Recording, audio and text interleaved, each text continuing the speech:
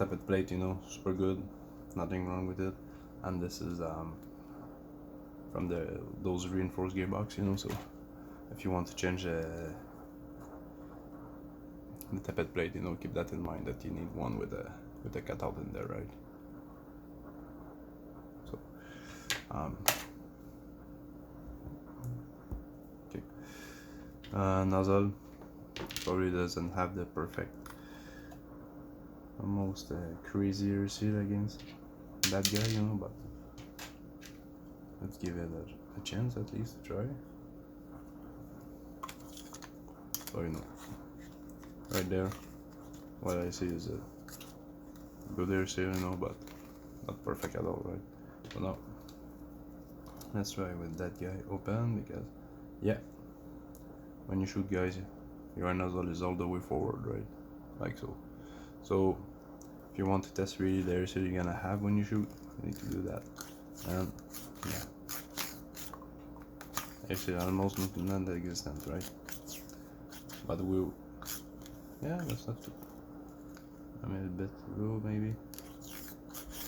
Yeah, if I go a little bit higher, but I think, yeah. So, you know, we're still having some good FPS, so that's where, you know, you see that, you know, like, sometimes even if you don't have a perfect air seal, our gun is gonna shoot perfectly fine, you know, and there's nothing wrong, you know, like, don't go crazy with that. No, that's a piece of shit. No, nah. You know, we've seen those FPS around 380 FPS, you know, that's pretty good, you know, like, you're gonna feel it if you get shot by a gun that shoots at those FPS, you know, so there's nothing wrong with it. Yeah, and again, you know, you have a full steel piston in there. I really don't like the piston head though, with those fucking screw on top. You know, that's bad. You know, there's no bearing against, and sometimes, you know, they just throw, you know, like kind of a metal shim in there, just to help rotate, and there's not even that. At least Revolution did do that, but you know, again, you know, it's cool to have a QD gearbox, right? But if you want to change the spring to a metal one with a washer in there, sorry about that, those are hard to find, so you know, that's something to consider if you want to, you know, like upgrade your guns or whatever. I'm gonna talk quick about everything else. So, you know, yeah, that's pretty much it. You have a metal sling point attachment on the back of that guy, so that's super cool, you know. That's $8, you know, that you don't have to pay for. This is metal, right? And you have metal place when you screw in, and you have 4 screws holding that in against the gearbox, so that's pretty good. This is metal as well. This is metal as well, so you know, that's really good. All those pins and all that stuff are metals, buffer tube is plastic. And one thing, you know, when I removed the gearbox, that guy fell out. That's from here, so you know, not a big deal. You put a drop of super glue in there, and you know, that's pretty much it. So you know, yeah, really nice internals. Oh, the motor.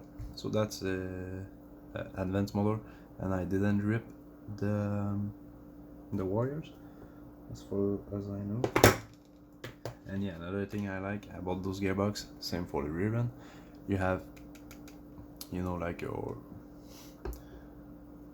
can run your wires through there, so you know they are protected. So that's why, you know, I didn't rip those guys off. But it was really seasoned, blacked in there. I don't know what's up with that. So basically, advanced motor, I can barely lift it, you know. So if that's the advanced motor, I don't want to see the standard motor, right? So you know, just for example, I'm gonna grab a ZCI motor, right? And this is not even a high torque, this is a high speed motor, right? So you know, nothing crazy. right? See the difference, right? So that's basically your. And let me see, is there a Sherry motor? Yeah. So that's basically like your super standard motor that you see in any gun, whatever. But yeah. So Specna Arms, those are solid internals. Of course, if you want to run a 11.1 volt LiPo battery or li-ion battery, yeah, you need to do something with that guy, right? So it is what it is. So yeah, that's a simple wire job. I soldered those two guys there, and that's why I wanted to do like an adapter and not soldering a DINs to it, because I knew I'm gonna throw those wires away. But if you want to keep the stock wires, I highly recommend going with the DINs connector, because those Tamiya are fucking bad. Okay, so now the Gearbox is reassembled. I just need to make sure that wire is in there, but it's 3 wires to those guys right there. I have these in the back. I have motor connectors in there, right? So everything is fine. So as you can see, same gears, same internals all the way. But one difference is those wires are a little bit bigger, if you compare them. Other than that, and I threw a little bit of silicon grease in there, silicon oil, just because for one time I can. Normally, I have those ZTUs or MOSFET or whatever that you don't want grease or oil to splash on them and to spark them or whatever. But inline MOSFET, bro, that's just fun for that. We throw that shit in there, and of course I just need to give my safety in my trigger. But after that, I assemble that and I do a couple of tests just to compare. Okay, so now I have installed the ZCI Balance motor, and I have put the active braking on the MOSFET, because on the gate FET, because it was So now let's start the croonie, start the mag with one hand, why not? There we go. Let's see the croonie.